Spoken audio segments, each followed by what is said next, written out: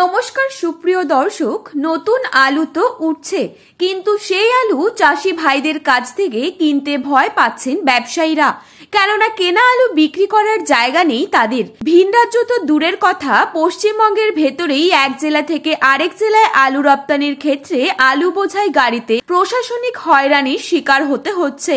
তাই বাঁকুড়া জেলার বিভিন্ন জায়গাতেই চাষিদের কাছ থেকে ব্যবসায়ীরা পোকরাজ আলু কিনতে চাইছেন না।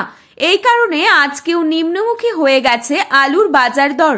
বিগত এক মাসের বেশি সময় ধরেই বর্ডার বন্ধ থাকায় যেসব আলু হিমঘরে পড়ে আছে তার দাম বহু কমে গিয়েছে। মুখ্যমন্ত্রী নবান্নের বৈঠকে সাফ জানিয়ে দিয়েছেন কোনো মতেই বর্ডার খোলা হবে না। কখন বর্ডার খোলা হবে সেটা সঠিক সময় জানানো হবে।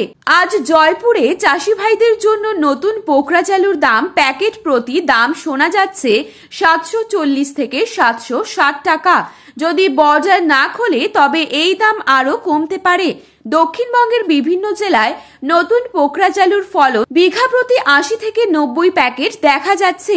সাংবাদিক বৈঠকে মুখ্যমন্ত্রী কড়া মন্তব্যের মধ্যে দিয়ে বোঝা গিয়েছে এখনই বর্ডার খোলার কোনো সম্ভাবনা নেই। দুশ্চিন্তার কালো মেঘ ঘনিয়ে এসেছে বাংলার চাষি ভাই তথা ব্যবসায়ীদের কপালে। নতুন ও পুরনো আলুর চাপে অনেকটাই কমেছে দাম। বাজারে আলুর দাম কমে যাবার পরেও কেন খুলছে না বর্ডার, সেই প্রশ্নই তুলেছেন আলু বিশেষজ্ঞরা। সাধারণ মানুষ আগের তুলনায় অনেক কম দামে আলু কিনছেন, তারপরেও সরকার কেন চাষিদের কথা ভেবে পদক্ষেপ নিচ্ছে না সেটার চিন্তায় মগ্ন সকলেই। অনেক ব্যবসায়ীরা পশ্চিমবঙ্গ প্রগতিশীল আলু ব্যবসায়ী সমিতিকে দায়ী করছেন।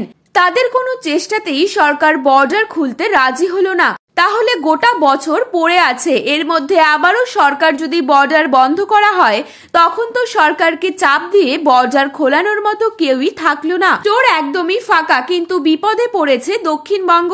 কারণ কয়েক লক্ষ আলুর প্যাকেট মজুদ আছে দক্ষিণবঙ্গের বহু কোল্ড স্টোরেজে। তাই লস খেয়ে অনেকের পুঁজি হারিয়ে যাওয়ার মতো অবস্থা তৈরি হয়েছে। এই মুহূর্তে ভগবানের কাছে প্রার্থনা করা ছাড়া কিছুই থাকলো না সকলের কাছে। তো বন্ধুরা, ভিডিওটি ভালো লেগে থাকলে অবশ্যই লাইক, কমেন্ট এবং চ্যানেলটিকে সাবস্ক্রাইব করতে ভুলবেন না। ধন্যবাদ।